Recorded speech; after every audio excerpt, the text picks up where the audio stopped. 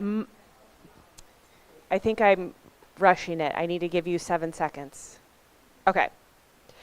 Thank you all for being here. My name's Nicole Flora, and I'm the Executive Director of the Lake County Economic Development Corporation and the Lake County Chamber of Commerce. I'm the crazy person that sort of puts this whole thing together. And before we move on to our afternoon sessions, I want to take an opportunity to say thank you to a few people. This list is long, so I'm going to hit the high notes. Woodland Community College, this campus has been really good to us and has both given us this location without any charge, but also contributed financially to the event this year, as well as North Edge and the Guy Fieri Foundation. Give it up for them. Lovely food this afternoon for lunch. And Adventist Health also sponsors the event this year. So we're really lucky to have a great group of agencies behind us to make sure that this event happens each year. I also want to take a minute to say thank you to Julie Sidorakis, Lillian Ruby, Andy Lucas, Bonnie Darling, and Colleen Lee. They are the team of volunteers today that are helping make sure that you all know where you're going and that you have what you need. Come on in, guys. Yeah. So this is the 4th annual event, and somebody asked me this morning about why we do this and how it started, and it took me back on a little memory lane moment, so I thought I'd share it with all of you. Right after COVID, I don't know if you remember what that was like, but there were a lot of restaurants that were vacant in Lake County. There was a handful that was able to survive the storm of, shelter in place and not being able to eat in public.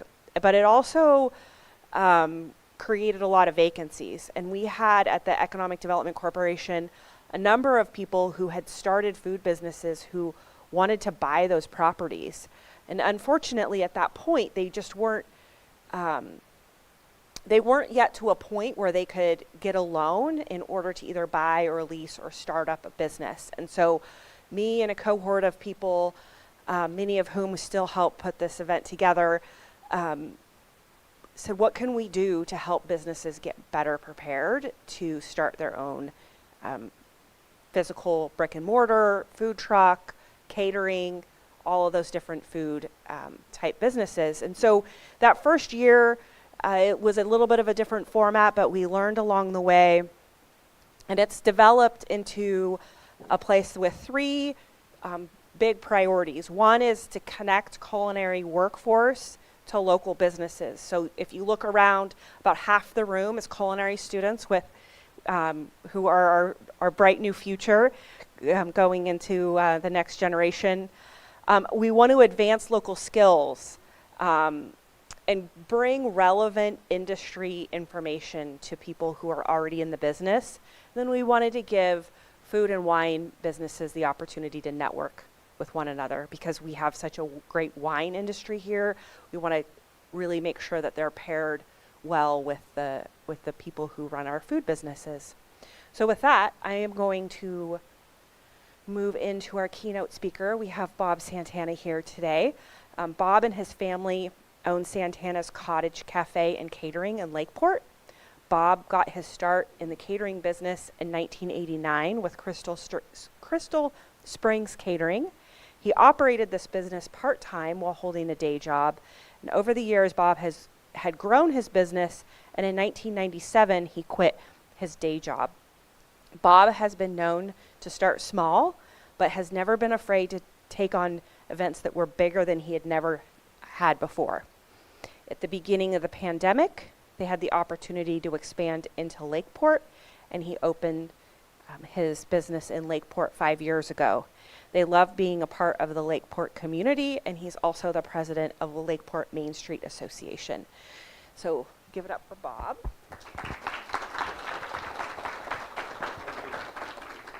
So Bob and I are going to have just a little conversation here, and we're going to start. And Bob, why don't you tell us how you got your start in the industry? Okay, well, thank you for having me today. Back when I was about 20 years old, going to junior college, like a lot of you guys that are here today, is when I started working part-time at a delicatessen. It was a popular little deli, made hundreds of sandwiches a day, and that's what got me into the food business, was working there. After a few years, this is not working, right? Is that better? Yep. Yeah. Battery's probably dying. Anyways, back in 1981, young and full of energy, started working at this deli and was pursuing a career in pilot aviation. Got my pilot's license. Met a woman in the same class named Marianne, and all the time I just kept working at the deli. By 1985, I finished school. Didn't choose to go into the flying business. Instead, stayed in the food business. And somehow I got popular in running delis. And other people said, why don't you go help this Korean family open their delicatessen? So I'm driving to Berkeley every day from San Mateo, teaching a family that didn't know the difference between salami and turkey, how to open up a business. And we were right near a high school, so it was really, I copied what I'd learned at the deli I worked at since I was 20, and then helped them get successful, open up. We were booming in business, lots of business. And then 3 months later, I got poached to go run another deli. So I went there, popular deli across from the Price Club back in those days before Costco in Hayward, and learned how to run a deli with about 12 ladies making sandwiches, hot side, cold side, selling soups, and it was really a popular place. In 1986, when I started there, 85, I started getting the idea, why don't we go out to the neighborhood businesses and bring samples and platters and fruit platters and cheese platters and let them know we could do catering. And it's just kind of happened organically, going out to the neighborhood businesses, bringing platters, bringing food items. That started a catering business, and in about 1 year we sold about $100,000 in catering. And the owner of the business said, boy, Bob, this came pretty fast and easy. What else could we do?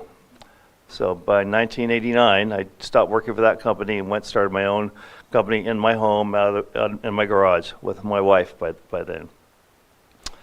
And where are we now? 1989. Yeah, it's a long story. It's a long time ago.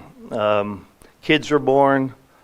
My older son, my younger son who's here with me today, Andrew Santana. And our little catering business, by serving my wife's friends, her friends would have little home parties in our apartments. I'd make some platters of food, some appetizers, go host a Christmas party. Do one small party led to another, kind of like what Tim was saying earlier, was things just start organically happening. One party leads to another. By time of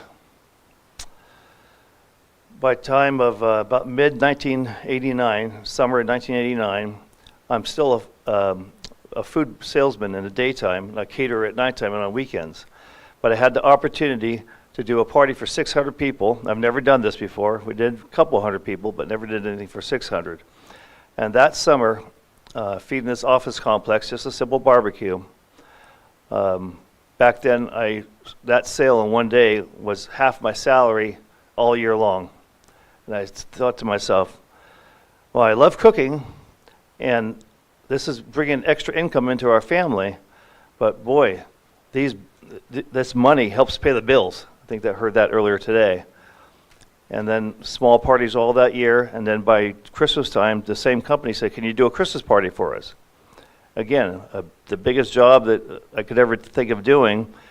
We pulled it off, did it. It was inside, carved turkey, carved ham, just all kinds of great stuff. And that was really the launch of our business, was that year, 1989. Later in December, my older son was born, and that brought challenges because my wife said, hey, I can't carry these lasagna pans anymore, all this food, 7 months pregnant, and she's going up and down the stairs, so we were kind of doing this out of our house, like a little cottage business. And I had a license. We were licensed out of a local church that allowed me to do cooking at the church. And that's another way of getting your foot into a door where you can find a commissary kitchen to work out of. Let's see where we are here.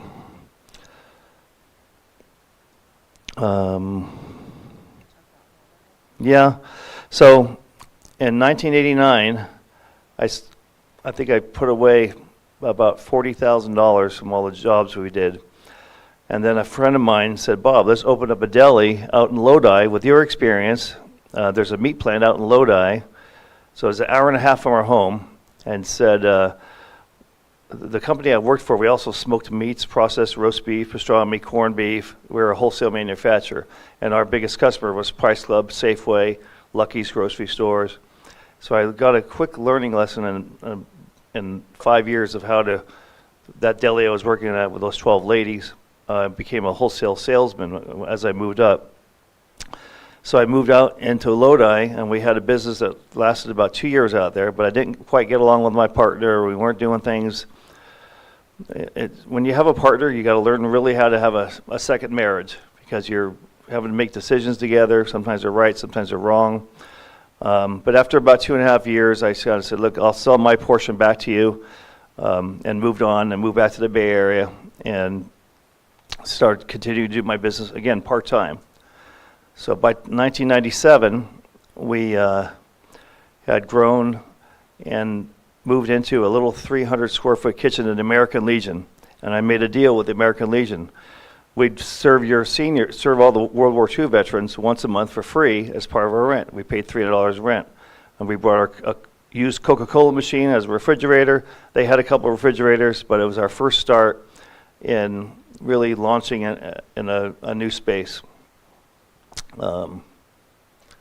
Great. So I'm going to jump ahead a little bit and tell us, what are your businesses doing now?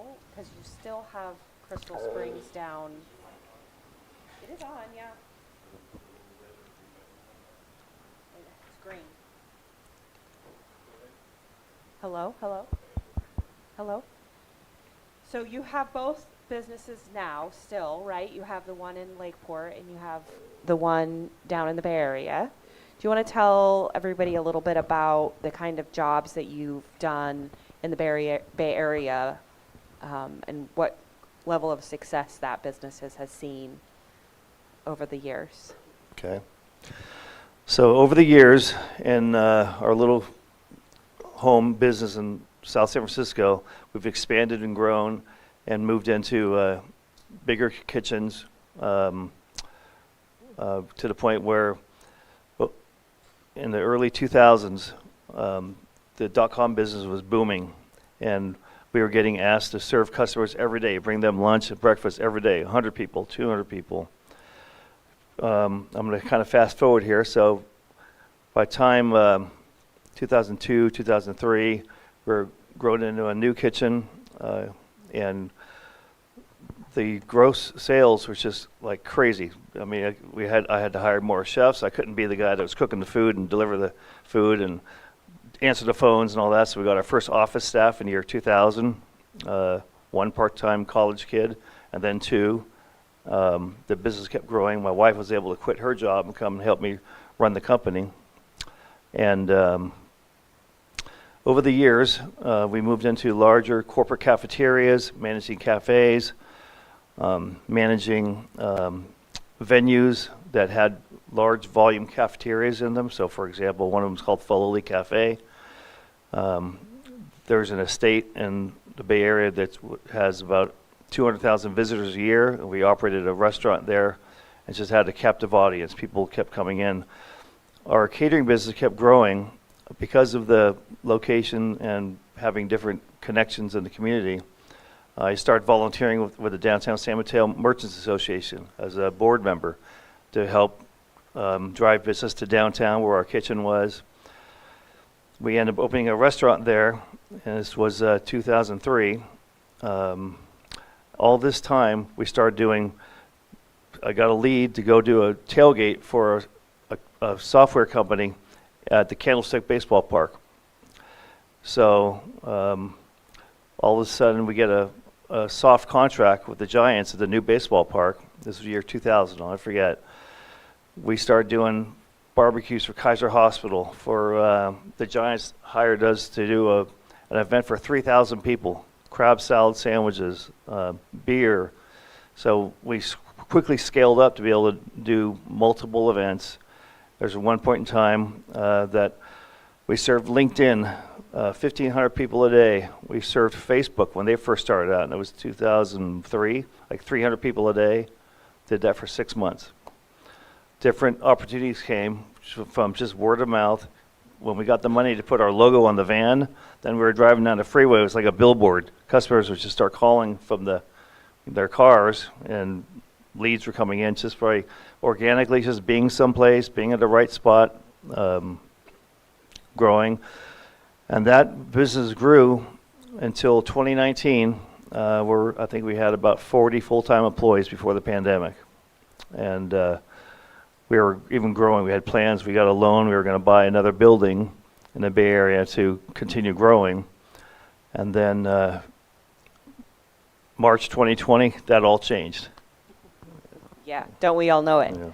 So can you share some of the key differences you've experienced between working in Lake County versus your big company in the Bay Area? Okay, so some of the big differences after being in business for 25 or so years, 30 years, as we were able to open up in Lake County. Lake County has always been a vacation spot for our family for about the last 30 or 40 years. I've been coming here since I was 1981. Fell in love with skiing, water skiing, jet skis, all that kind of stuff. So when Andrew and I end up closing the cafe during the pandemic down there, we saw a restaurant open up here, or the cottage became available. We thought to ourselves, well, we've been doing pretty successful down there. We should be able to reopen this business up here. It'll be a different market. It's it's our rural area, right? It's not like a metropolitan area like San Francisco, but the catering sales techniques are the same. And our catering sales came from just meeting customers, and the business just kind of fed itself. The leads are coming in, the phones ring, and selling a customer down in the Bay Area is a little bit different than selling a customer up here. I think that's what Nicole's asking. And I always came to the mindset that everybody that's looking for a caterer is looking for somebody to provide a service. And very early on, I thought to myself, well, put myself in their shoes. They've got so much money to spend. This might be their daughter's first wedding, son's first wedding, whatever. And they have a fixed amount of money that they've budgeted and probably did their research, but everybody has a different dollar value they want to spend. So I've learned this by going to some catering conferences, and if a customer's got $25 to spend, let's say on some food, or if a customer's got $50 to spend on some food, you still got to feed your guest. It's the difference between having filet mignon or maybe having hamburgers or top round roast beef, something a little bit less expensive. But I identified how to qualify that customer to learn what they're looking for, and then to scale up or scale down based on what they're looking for. And I taught my family and employees, we want to serve 80% of the people out there. The fine dining is 20% of the top income earners in the Bay Area, but if we could serve the other 80%, there's going to be more opportunity for sales. So it's just kind of simple like that. I brought the same mentality up here into Lakeport. Lake County's got a different market, a different spending budget. As we spend rent up here, spend rent down in the Bay Area, rent up here is a lot less expensive than down in the Bay Area, right? So some of your costs are less. So I had to learn how to adjust our marketing to a different market. And our restaurant in Lakeport has been open 5 years now. We've done quite a bit of catering jobs. I was just sharing with Weston, this January, we had a pretty busy month catering. Even last Saturday, a party for 150 people. And that helps you in a brick and mortar restaurant when you don't have a lot of customers come in because the tourists are gone, to have large events during the month of January, which is one of our slowest months of the year. So my mindset is, after all these years, is catering and restaurants can work together in harmony. They can, you can run a catering business like the speakers earlier were talking about. We don't know if we're going to have 17 customers or we're going to have 70 customers. But in restaurants, you do have trends, and you study your trends. You see what you did last year, what you did 2 years ago, what you did 3 years ago, and our restaurant business is growing by 10 to 15, 20% every year. The catering is the icing on top of that. It's just extra volume, extra business that helps the restaurant maintain its bills. And keeping your workforce on year-round probably helps as well. Can you talk a little bit more about how you adjust your menu to your potential customers, and then how you think about your COGS or your cost of goods sold? Like, how do you have a system for that? Is it all in your head? We've developed an event cost. Excuse me. Pardon me? Yeah, no, we have a cost sheet that we plug in all the numbers, the food numbers, the labor, a little bit for overhead, and we've done that for the Bay Area, and I brought the same concept up here so that when a potential customer comes to us up here and says, this is my budget I've got to spend. I've got $60 a person to spend for a party. Can we get catering for that? I said, yes, you can. These are some of the menu choices. So as soon as I asked them the question, do you know what you want to do? Do you know, have you got an experience? What do you like serving? What does your family like? So you kind of guide the customer into different food concepts. They might want, Italian. They might want Mediterranean. They might want sushi. Who knows? But you find out what they want, and then from our experience, we know, okay, we have different prices based on food costs. So some cuts of meat are less expensive than the others. Chicken's always a cheap way to go. I always tell customers when they're trying to feed a lot of people and they have not much money, let's do pasta and chicken and Caesar salad. You can less ingredients for the salad, and you can usually come up with something that's affordable for the client. And then we have some clients that want finer, when they see our menu and they see that we have some more fine dining items, those things cost more. So it levels up their event. Some customers know what they want.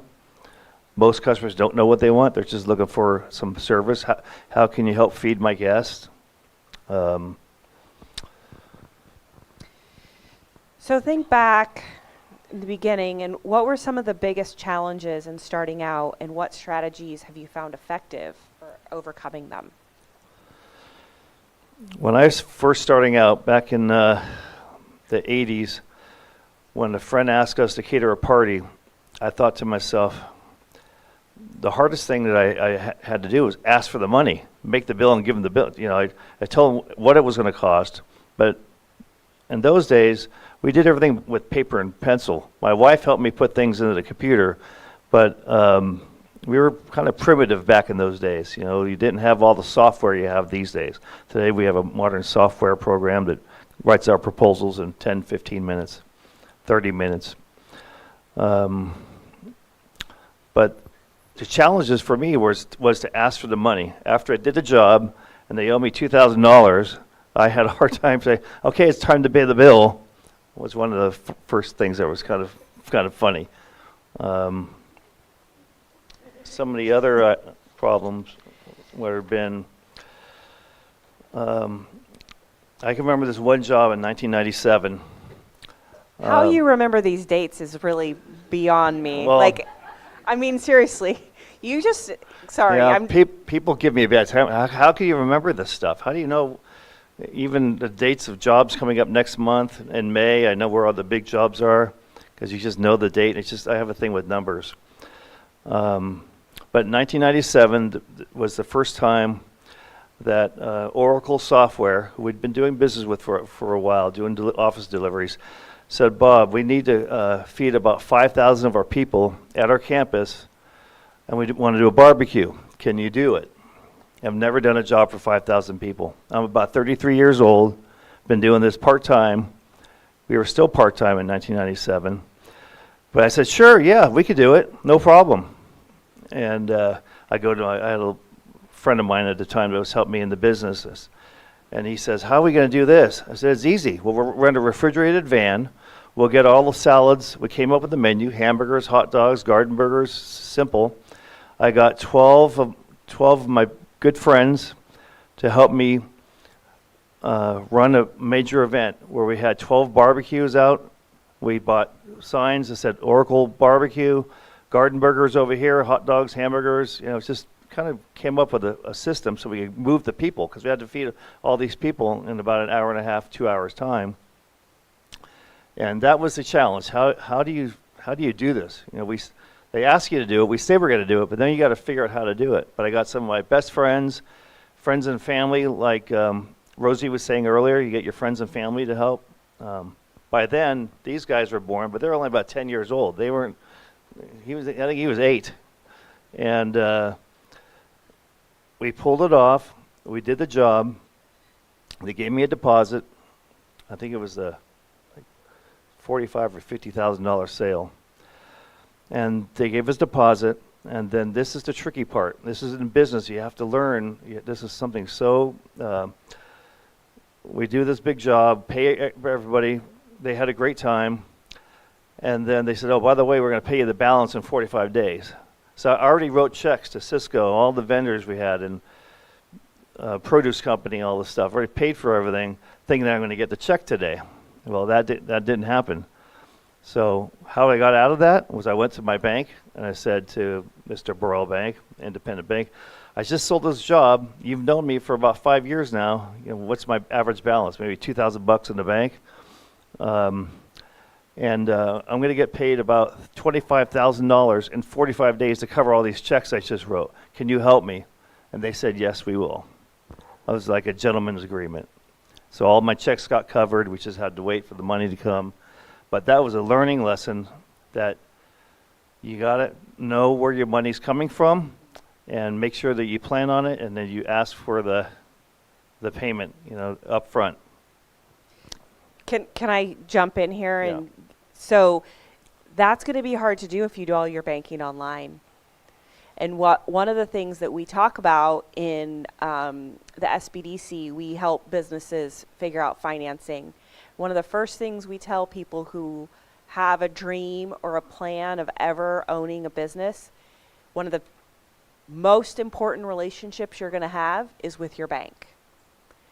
Meet your bankers, have a local bank. It doesn't necessarily have to be locally owned, but have one that has a local branch where you can walk in and talk to someone.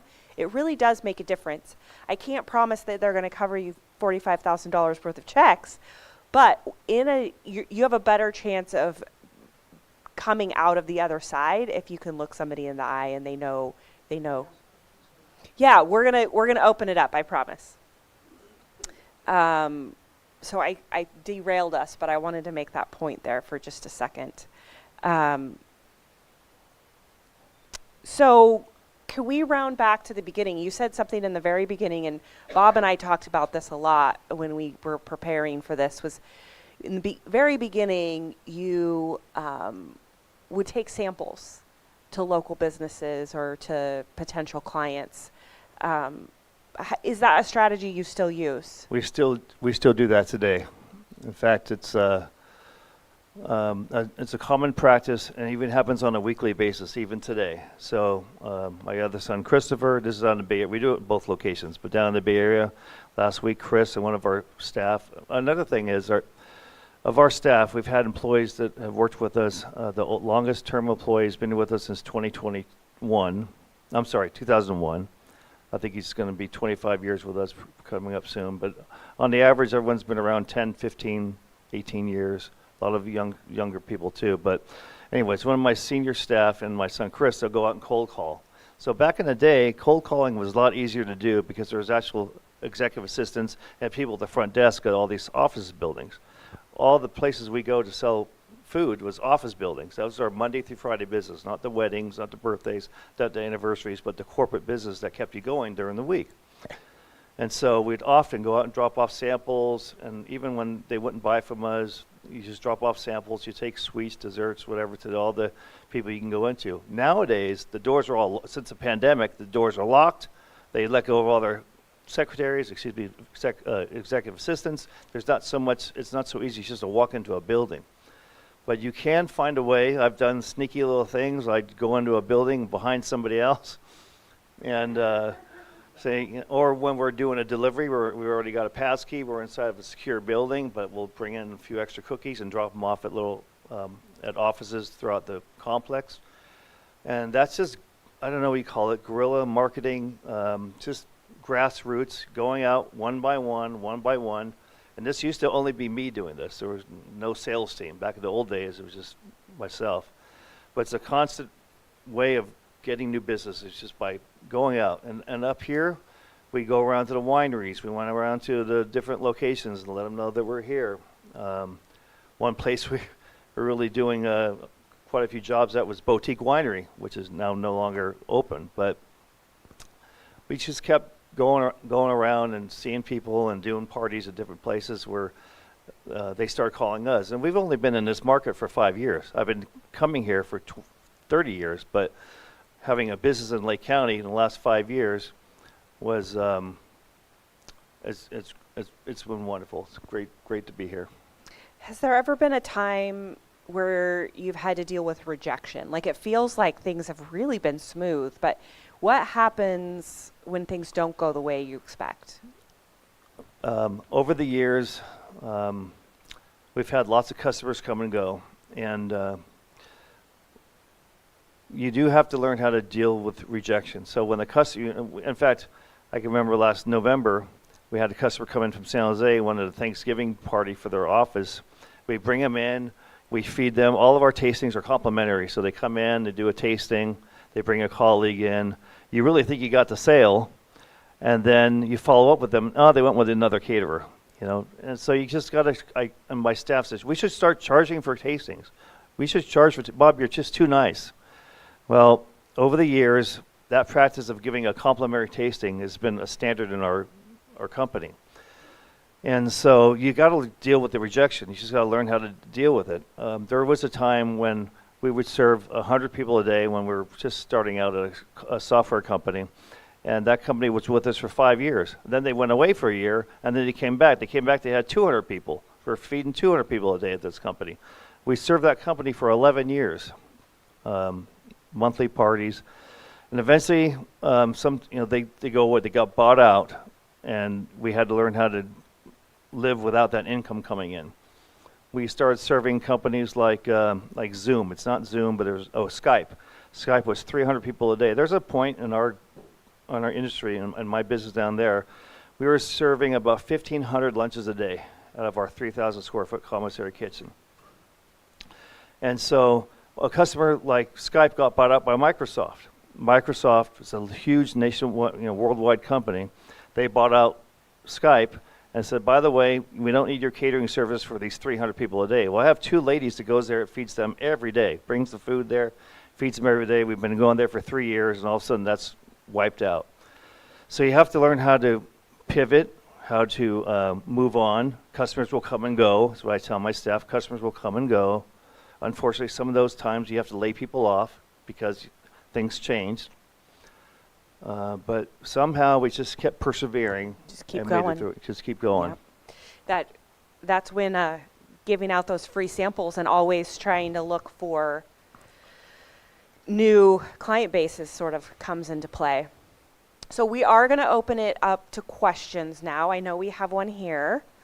I'm going to bring the microphone to you so that we can capture this on. Bob, yeah. Bob, thank you very much for your insight. I really appreciate your determination and resolve. It really shows in your presence. I was a software engineer for many, many years. Now I'm trying to start my own business in what's called atmospheric water generation. And I don't want to hog the microphone too much. But anyway, one of my 2 questions was, how do you approach your supply chain if you all of a sudden have a catering function and you need 2,000 meals. I mean, who do you go to give you what you need? I mean, To procure the product. yeah, because I mean this. That's what I'm trying to figure out right now. What kind of approach, what kind of thinking do I need when I need to approach somebody and say, hey, I need 20 of these units? It's like, how do I go about that beforehand? What do you think would be a good approach? In my experience, we've dealt with different vendors. In many cases, I have multiple vendors that sell the same products. They offer the same industry products. Over the years, I've learned that there is also sales manufacturers and representatives, or they call them food brokers these days. I was a food broker for a few years too.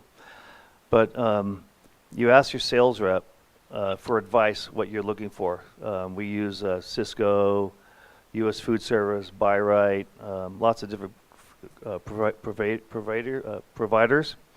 And so I work with a lot of our sales reps. Just let them know, hey, we're gearing up. We're doing a bid for this customer, and this customer feeds 300 people a day. And what I'm trying to do is use our purchasing power. So if I can buy 1,000 cases of chicken a month and ask a vendor, hey, can you give us a discount if we buy, if we hit a threshold of high volume? And most of the distributors have that case capacity. They're selling large accounts, even bigger than us right now. They're selling Levi Stadium. They're selling Shark's Tank. Right? They're selling thousands of cases of hamburgers a year or a week. And so usually you can find that answer from the people you deal with. Just let them know you're gearing up. And it goes both ways. When you lose a customer, all of a sudden your purchasing power goes away. Usually you have a month's notice. They tell you, we try and do that. We try and have at least a 30-day contract. We don't sign any one-year contracts with a vendor, with a customer. We'd like to. Sometimes you can, but a lot of times you got to know that if they need to make a change, and it usually happens when they get bought out. Software companies and high-tech companies that's what happens these days. We serve an AI company that's growing and growing and growing. We're feeding 600 people a day last year. And all of a sudden, they're saying, we're moving into a bigger building. We're looking for a corporate vendor that can, serve us in our new building, run our cafeteria. I said, we can do that. But there's other companies that are better than we are. In other words, they have more locations. They might be nationwide. We're just the Bay Area. So sometimes customers come and go, but you just got to adjust your purchasing power based on what you need. My one last question is, how did you arrive at your contracts with your customers? I mean, was a boilerplate you started out with, or was it something you just wrote down on a napkin and it went from there? We make proposals. We've been lucky. A lot of our customers, they come to us, and we have a reputation, and your brand name becomes popular, and they're coming to you. So then I usually do samples, bring them samples. I've even offered to feed a customer, depending on their size, but many years ago, we said, I'll feed your crew for a week for free. You want to give us a chance? And you earn their business by just providing that service. Okay. And then you try and get a 30-day, let us know 30 days in advance, because we're hiring employees based on what you need. Okay. Yeah. There was just one other comment I wanted to say was, I used to work for Hewlett Packard as a software engineer, and Dave Packard had one saying. He says, the tone and the attitude of any organization is set by the person in charge. Well said. Yep. Is there any other questions? Yes.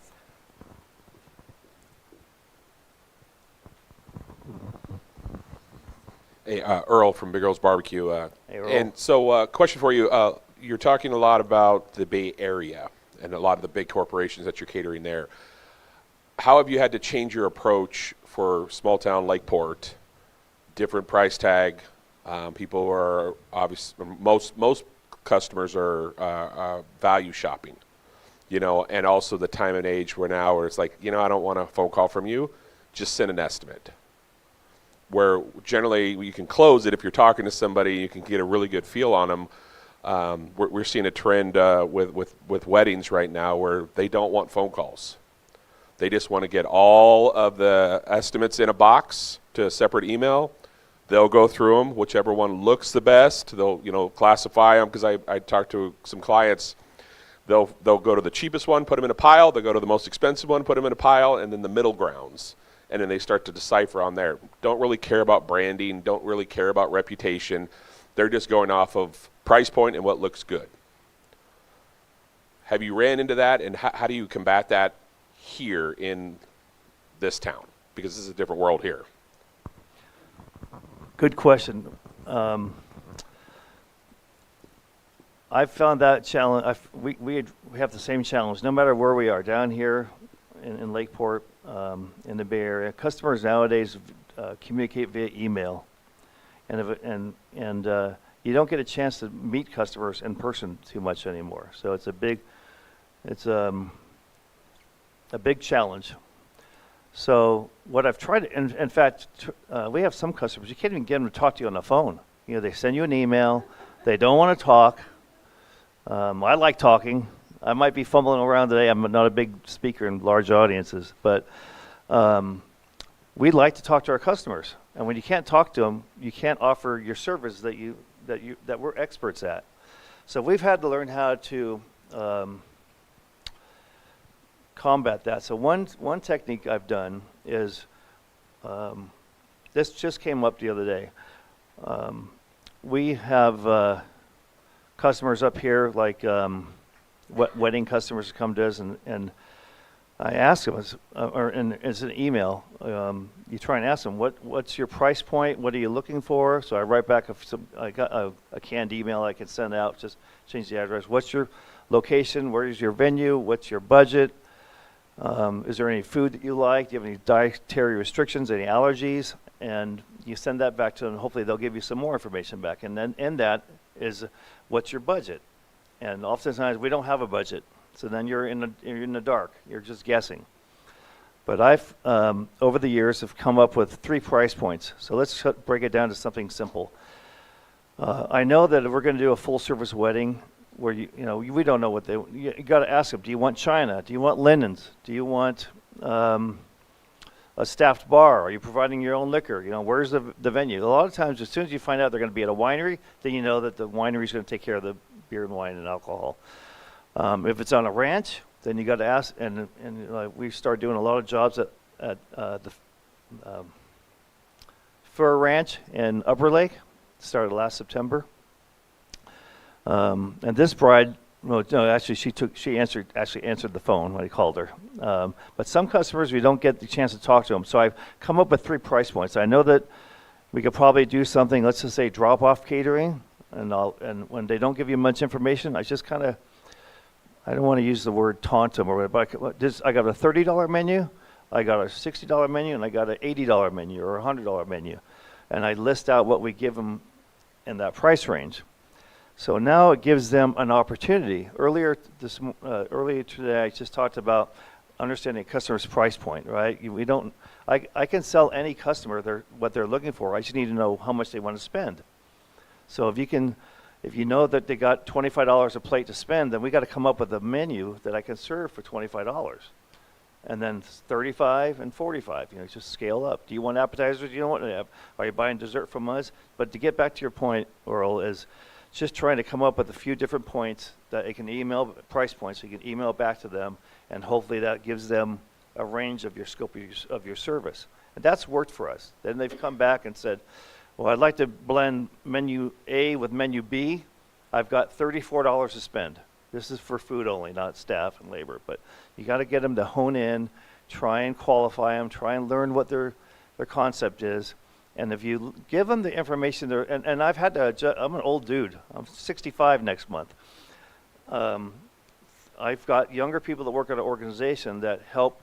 I've always done this. Back when I was 35 doing this, I would have young ladies in the office, not to be discriminatory, but I need people to be able to relate to the young people that are calling in the office. And it's all scales and all ages. But hopefully, I don't want to ramble on anymore. Hopefully I answered your question. Just trying to qualify the customer. We can sell you food no matter what budget you have, because we're You know, we have that 80% mentality. That's what I want to be able to do. I want to be able to sell to 80% of the customers out there. So if they know that you have different price points for different levels of service, hopefully that will get you the barbecue and the wedding. That makes sense. Are there other questions? Yeah. So you guys, if someone wants your catering service, oh, that's right, microphone down. Yeah, I'm sorry. If somebody wanted your guys' catering service, especially in the technology switch with everybody not calling and who calls restaurants anymore these days, do you guys have an online platform that people can submit catering to? And on that form, does that allow the customer, the client, to basically select the type of foods that they're looking for? And do you see more value in that, or just having them send you an email? Because I try to loop ours right back, because I spent a lot of money for my website. Go to the website, it puts you in our CRM, it also ensures that we follow up with you rather than all these emails back and forth. You're in the system, and then it's, you know, that's the starting point for it. Yes, I have found that on our website, if we have the right questions, it says disposable service, full service, you know, all the things they want to click. That gives us more information, so when the lead comes in, they have two options. One lead just with their phone number and email and their name, and another one is with all the data we try and collect. You know, budget, China, linens, you know, all that kind of stuff. And that helps us qualify the lead when it comes in. That saves a lot of time. And so we have to put ourselves in the mindset of I hate to keep referring, but young people, but all people that are technology driven now. Nobody wants to take the time to call up and call 5 caterers to get 5 different price quotes, but they do emails. It seems like unlimited every day. You know, they email you. I'm thinking that the young generation now wants to text us. They don't even want to email anymore. They want to text. That's the next generation, the next frontier we have to figure out. And it's coming, because people ask me, can you just text that to me? Absolutely. You know? So that's the next level. But I find that works good for us. It's, you know, it pre-qualifies them on the website and gives you more data. And then you can tailor your answers to the customer's needs.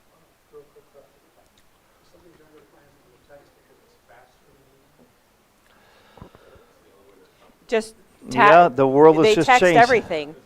I can remember back in 1983 when we got our first computer, my wife and I, or 85, somewhere around there, because I had to start putting you couldn't handwrite a proposal anymore. You know, we used to just handwrite stuff. In fact, when I was at the deli, we take a piece of butcher paper and we put a price on it. $10 a person times 100. Here's 100. You know, $1,000 for your barbecue. It was 1981. Things were a lot cheaper. But that's how my boss did it. He took a piece of butcher paper and he'd write the order on it. And I said, dude, you got to get like a business format. You know, my dad was in business. I learned a little bit about business. But now, so we've gone from butcher paper to doing quotes on our cell phones. It's amazing. So you have to evolve with the worlds of change. And that really happened for us from the 80s to the 90s. When I did that big job for Oracle, one of the VPs said, you know, Bob, you got to get a website. I'm 1990. What's a website? In 30 days, I had a 3-page website up. That's the first caterer in San Mateo with a website. Because Oracle, VP at Oracle said to do it. And then he went and started his own software company 5 blocks away, and we started bringing him coffee and donut muffins every day for 75 people. I did one barbecue for him for 100 people, and then the executive said, can you bring us some breakfast the next day? Every day? Every day? $6 a person? Okay.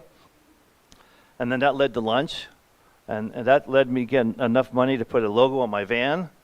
So when we went to Redwood Shores, over there was software companies popping up everywhere in the 1990s. It was just, they were everywhere, and it was just an amazing growth. You know, I had to quit my day job and figure out how to do this stuff, but you know, we've changed a lot. The technology's changed a lot from that website back then to a better one in 2000. It was a long time ago, 26 years ago. I remember that. Wow.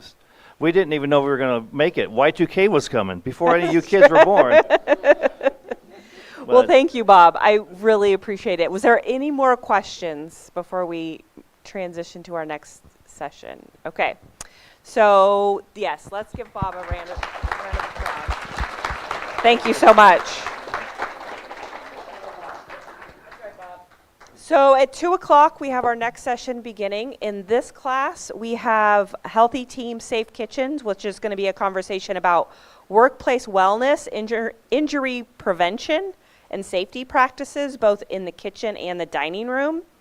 And then in room 209, we're going to be talking about Restaurant Week and how businesses can participate. So please join us at 2 o'clock. Thank you.